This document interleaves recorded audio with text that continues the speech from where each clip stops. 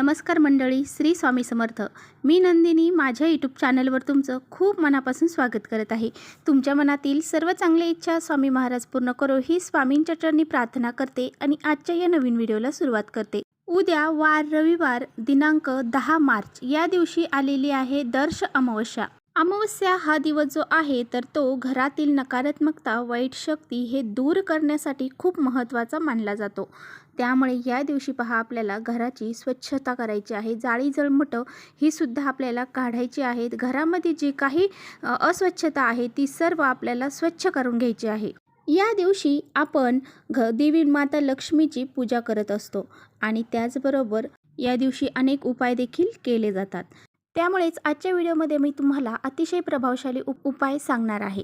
तर पहा, आपल्याला अंघोळीच्या पाण्यामध्ये अशी ही एक वस्तू टाकायची आहे. ही वस्तू जर आपण अंघोळीच्या पाण्यामध्ये जर टाकली तर आपल्या घरामध्ये काही करणीबाधा, काही नजर दोष, काही शत्रुबाधा, अडचणी, दोष, संकट, दारिद्र्य हे सर्व नष्ट होऊन जातं.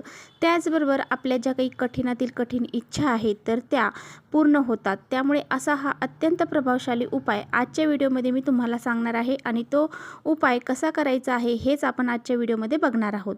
त्यामुळे व्हिडिओ कुठे स्किप न करता शेवटपर्यंत नक्की बघा, जेणेकरून तुमच्यापर्यंत योग्य ती माहिती पोहोचेल. आपल्या चॅनलवर जर तुम्ही नवीन असाल तर चॅनलला लगेच सबस्क्राईब करा आणि असेच माहितीपूर्ण व्हिडिओ पाहण्यासाठी बेल आयकॉनलाही प्रेस करा. म्हणजे मी जेव्हा नवीन व्हिडिओ अपलोड करेन त्याचं नोटिफिकेशन सर्वात अगोदर तुम्हाला भेटेल आणि तुम्ही एकही व्हिडिओ मिस करणार नाही. प्रत्येक महिन्यामध्ये अमावस्या ही येत असते, परंतु प्रत्येक अमावस्येचं महत्त्व जे आहे तर ते वेगवेगळं असतं. तर पहा, अमावस्येच्या दिवशी पवित्र गंगेमध्ये स्नान करण्याला आणि दान करण्याला अतिशय महत्त्व दिलं जातं. असं म्हटलं जातं, अमावस्येच्या दिवशी सर्व देवी देवता पवित्र गंगेमध्ये वास करतात. असं म्हटलं जातं, जर आपण पवित्र गंगेमध्ये अमावस्येच्या दिवशी स्नान केलं तर आपल्यावरती सर्व देवी देवतांची कृपा ही राहते आणि त्याचबरोबर आपल्याकडून जी कळत नकळत जी पापे झालेली आहेत, जे वाईट कर्म आपण जे केलेले आहेत तर ते सर्व दूर होऊन जातात. तर बघा, जर तुम्हाला शक्य असेल तर तुम्ही आवर्जून पवित्र गंगेमध्ये जाऊन स्नान करावं.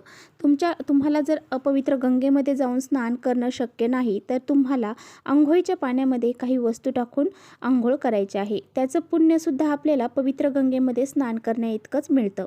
तर बघा, आपल्या भरपूर साऱ्या इच्छा असतात. खूप कष्ट मेहनत करून देखील आपल्या इच्छा ह्या पूर्ण होत नाही. तर अशा वेळी बघा, आपल्या कुंडलीमध्ये जे ग्रह असतात तर ते मजबूत नसतात किंवा आपल्या स्वतःमध्येच काही दोष असतात किंवा एखादी नकारात्मकता आपल्यामध्ये असते आणि त्याचबरोबर काही दोष आपल्याला लागलेले असतात, काही शत्रुबाधा आपल्याला लागलेली असते, नजरबाधा आपल्याला लागलेली असते. त्यामुळे सुद्धा आपण खूप कष्ट आणि मेहनत केली तरीसुद्धा आपल्या इच्छा ह्या पूर्ण होत नाही.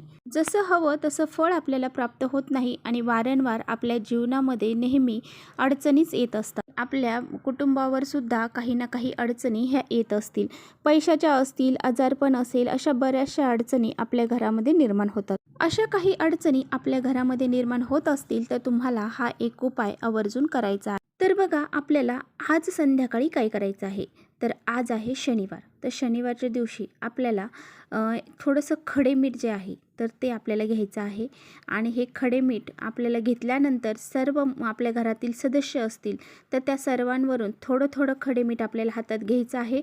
प्रत्येकावरून उतरवायचं आहे. आज रात्री आपल्याला हा उपाय करायचा आहे. थोडंसं खडे मीठ घ्यायचं आणि एका व्यक्तीवरून 7 वेळा उतरवायचं आणि त्या वाटीमध्ये टाकायचं. परत दुसरं खडे मीठ घ्यायचं, दुसऱ्या व्यक्तीवर उतरायचं, त्या वाटीमध्ये टाकायचं. असं प्रत्येकावरून उतरवायचं आहे आणि वाटीमध्ये टाकायचं आहे.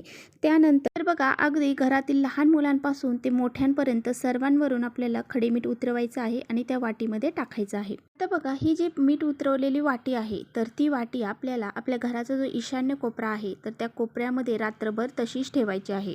यामुळे काय होईल की आपल्या घराला जर कुणाचे दोष लागलेले असतील, आपल्या घरातील व्यक्तींवरती कोणी करणीबाधा केलेली असेल, शत्रुबाधा असेल किंवा इतर काही अडचणी येत असतील तर त्या सर्व दूर होतात असं म्हटलं जातं. दुसऱ्या दिवशी काय करायचं आहे, तर दुसऱ्या दिवशी सकाळी लवकर उठायचं आहे, अंघोळीचं पाणी काढायचं आहे आणि त्यामध्ये बघा, त्या पाण्यामध्ये आपल्याला थोडंसं गंगाजल आवर्जून टाकायचं आहे. जर आपल्याकडे गंगाजल नसेल तर थोडंसं गोमित्र टाकलं तरी चालेल. आणि शक्यतो गंगाजल असेल तर गंगाजलच टाका, कारण पवित्र गंगेमध्ये स्नान करण्याला खूप सारं महत्त्व आहे. जर तुम्ही हे गंगाजल पवित्र गंगेमधून आणलेलं असेल तर ते टाकू शकता, किंवा तुमच्याकडे नसेल तर मग तुम्ही जे काही पूजेचं साहित्य मिळतं त्या दुकानामध्ये एक 20 रुपयाची बॉटल तुम्हाला गंगाजलची मिळून जाईल. त्यानंतर आपण जी काही वाटी ठेवलेली आहे उतरवलेल्या मिठाची, त्यातली चिमूटभर मीठ आपल्याला आपल्या अंघोळीच्या पाण्यामध्ये टाकायचं आहे. आणि त्याचबरोबर आपल्याला थोडेसे पांढरे तीळ जे आहेत ना, तर ते अंघोळीच्या पाण्यामध्ये टाकायचे आहे. त्यानंतर थोडीशी हळद देखील आपल्याला या पाण्यामध्ये टाकायची आहे. तर बघा, यानंतर आपल्याला पिंपळाची पानं, जर तुम्हाला पिंपळाची पानं भेटली तर तुम्ही आवर्जून एक एक पिंपळाचं पान आपल्या अंघोळीच्या पाण्यामध्ये नक्की टाका. जर नाही भेटली तर काही हरकत नाही, परंतु जर तुम्हाला या दिवशी शक्य झालं तर पिंपळाचं पान हे घरी घेऊन या आणि ते पिंपळाचं पान आपल्या अंघोळीच्या पाण्यामध्ये आवर्जून टाकतं. बघा, यापैकी जर तुमच्याकडे एखादी वस्तू नसेल तर काही हरकत नाही, जेवढ्या आहेत तेवढ्याने जरी तुम्ही स्नान केलं तरी चालेल. तर आता बघा, अंघोळ करताना म्हणजे स्नान करताना कशा पद्धतीने करायचं आहे. तर पहा, पहिला मग भरून घ्यायचा आहे, उजव्या खांद्यावरती टाकायचा आहे. दुसरा मग भरून घ्यायचा आहे, डाव्या खांद्यावरती टाकायचा आहे. तिसरा मग भरून घ्यायचा आहे आणि अशा पद्धतीने आपल्याला अंघोळ करायची आहे. आणि पहा, अशा पद्धतीने अंघोळ जर केली तर आपले जे काही आपण उपाय करतो तर ते यशस्वी ठरत असतात. त्यामुळे आपल्याला अशाच पद्धतीने अंघोळ ही करायची आहे. स्नान करत असताना तुमचे जे बी गुरु असतील त्यांचं स्मरण तुम्हाला करायचं आहे. नाही तर तुम्ही ओम नमो भगवते वासुदेवाय नमः या मंत्राचा जप देखील करू शकता. तर पहा, स्नान करत असताना आपल्याला कुठल्याही प्रकारचे वाईट विचार आपल्या मनामध्ये आणायचे नाहीत. आपल्याला मंत्राचा जप करायचा आहे आणि त्या पद्धतीने ही अंघोळ करायची आहे. ही अंघोळ तुम्ही केल्यानंतर बघा, तुमच्यामध्ये जी वाईट शक्ती आहे, नकारात्मकता आहे, काही तुम्ही वाईट कर्म केलेले असतील किंवा पाप केलेले असतील तर त्याचं सुद्धा नाश होऊन जाईल. तुमच्यावरती काही पितृदोष असेल तो सुद्धा दूर होऊन जाईल. आणि पहा, तुमच्या ज्या काही मनोकामना आहेत, काही कठीण इच्छा आहेत, तर त्या देखील तुमच्या पूर्ण होतील. अशा पद्धतीने आपल्याला हा उपाय करायचा आहे. तर तुम्हाला पहा, हा उपाय केल्यामुळे तुमच्या जीवनातील जे बी संकट अडचणी आहेत त्या सर्व दूर होऊन जातील. तर असा हा अत्यंत प्रभावशाली उपाय तुम्हाला उद्या अंघोळीच्या पाण्यामध्ये आपल्याला ह्या वस्तू टाकून करायचा आहे. तर चला, इथेच करते. व्हिडिओचा एंड. व्हिडिओ आवडला असेल तर नक्की लाईक करा. चॅनलवर नवीन असाल तर चॅनलला सबस्क्राईब करा. परत भेटूया छानशा व्हिडिओसोबत. श्री स्वामी समर्थ.